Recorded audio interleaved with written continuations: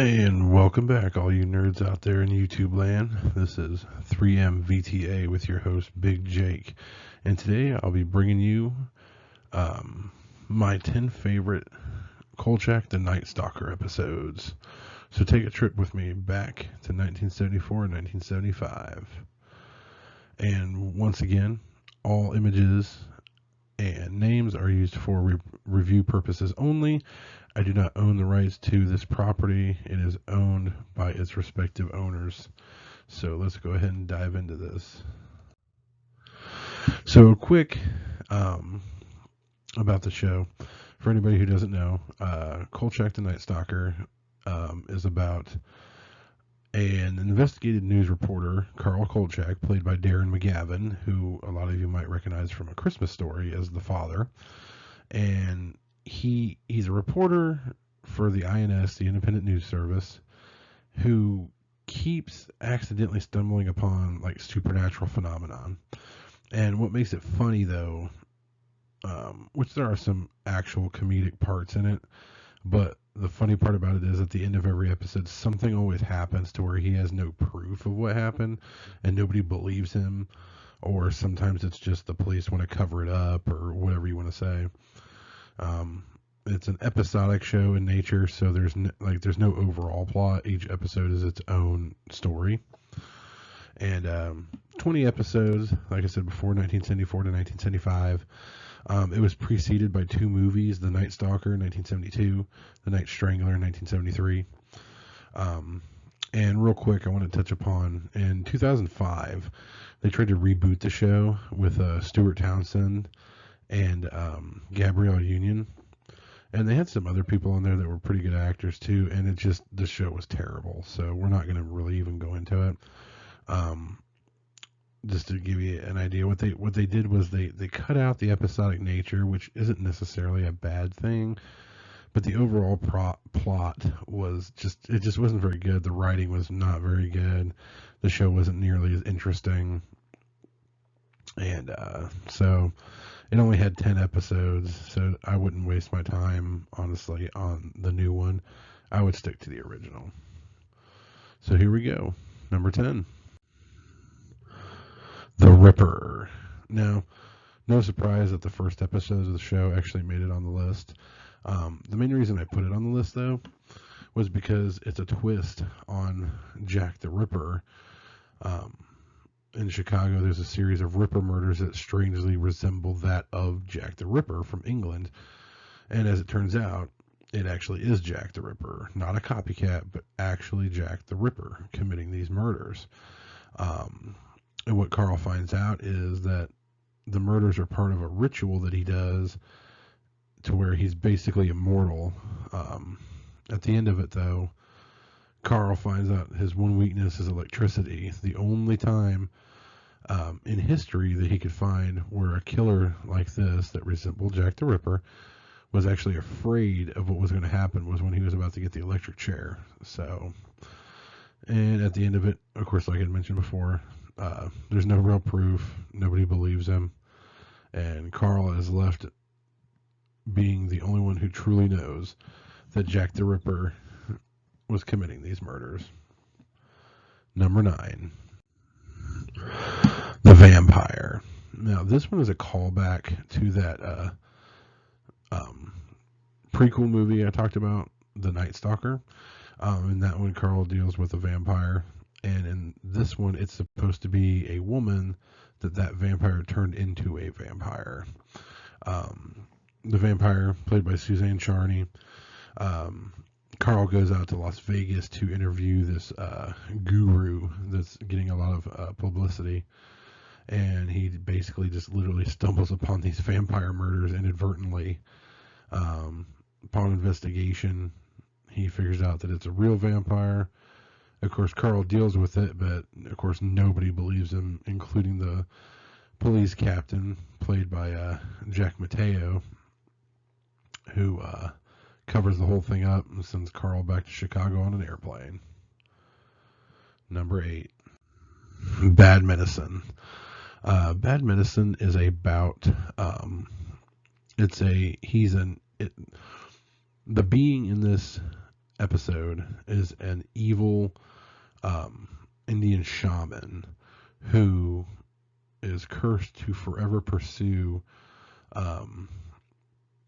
this particular set of like jewels and precious stones. And so he constantly keeps coming back to the human world to pursue these stones because he has to. He has no choice.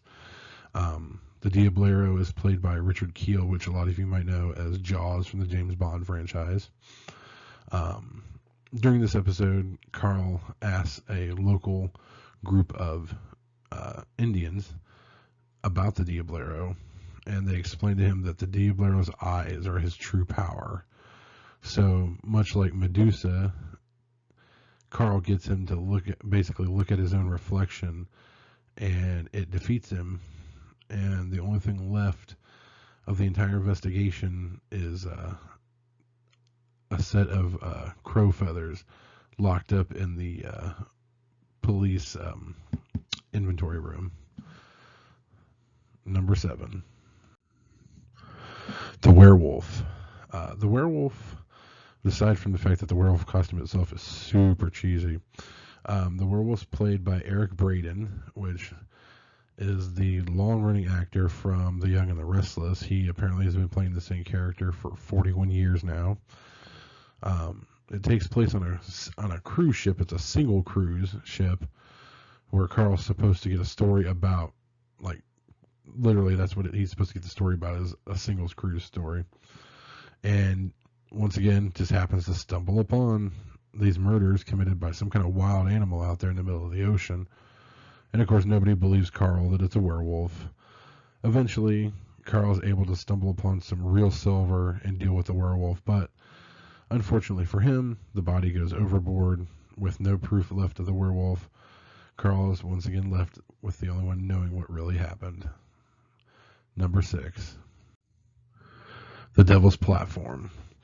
Now this one, why it's not, I wouldn't say it's as good as a lot of these episodes, but I really liked this episode mostly because of Tom Skerritt. He plays Robert Palmer, no relation to the singer Robert Palmer, and he's a politician that struck a deal with the devil to help his political career, and he's going all the way to the White House.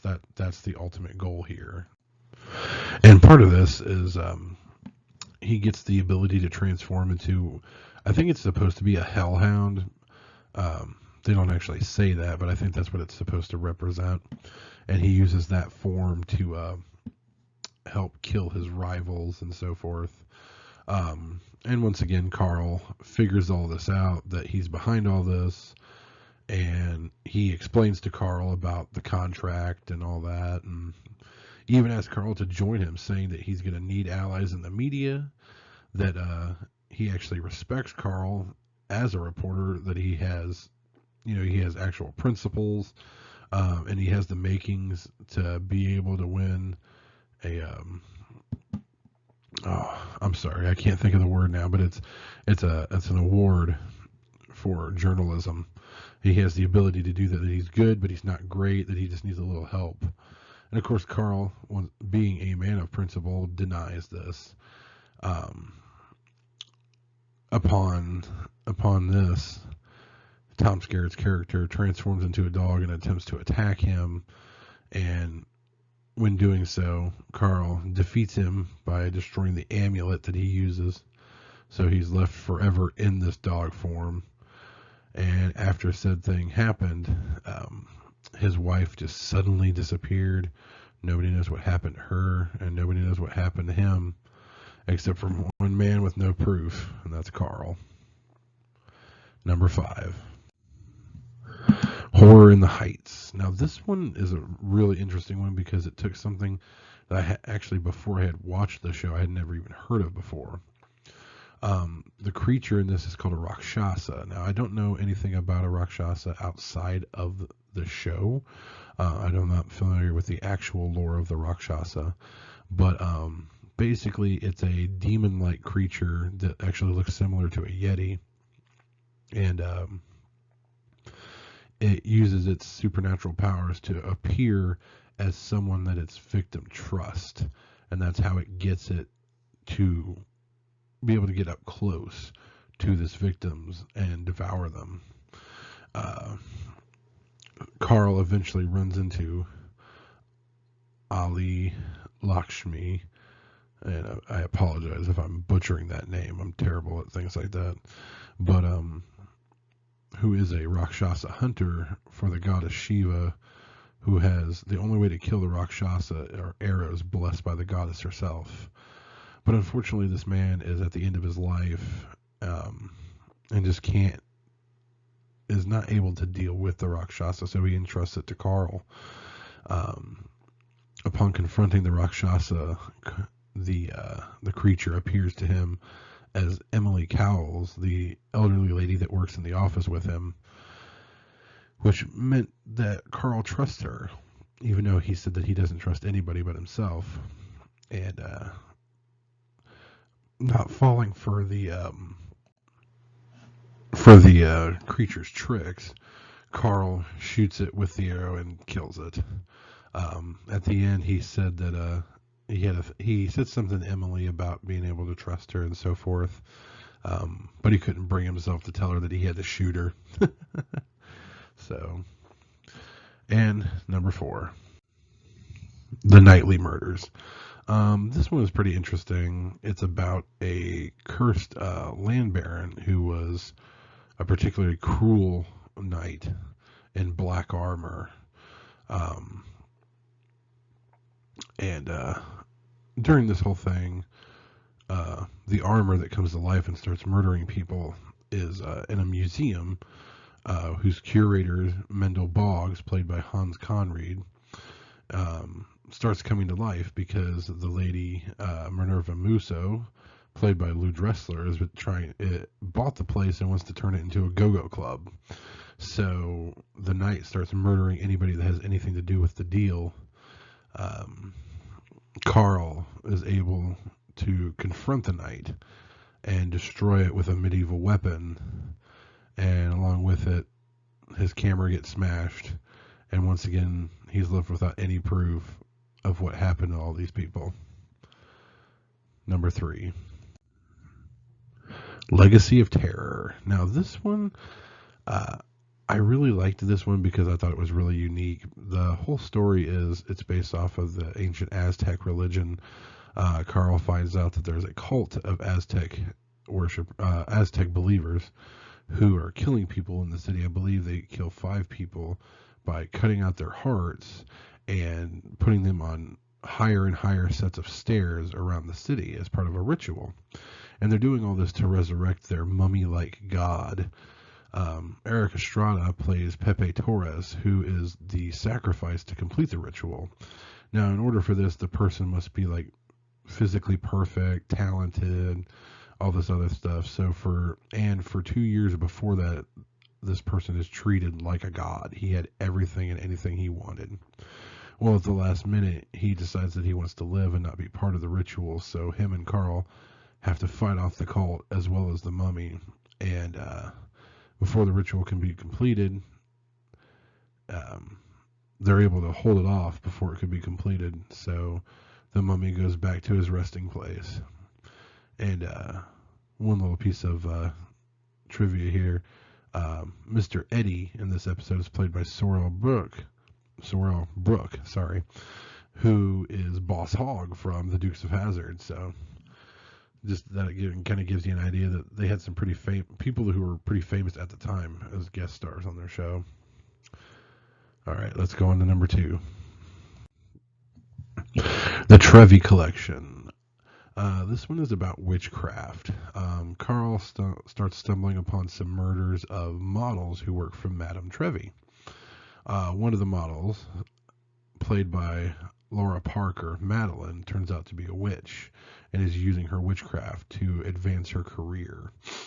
Unfortunately, Carl gets confused and thinks that Madame Trevi is the witch doing all these evil things, and inadvertently does something to this little. It's like a little idol thing, or like a little trick bag, or whatever. I forget what they actually call it in the show.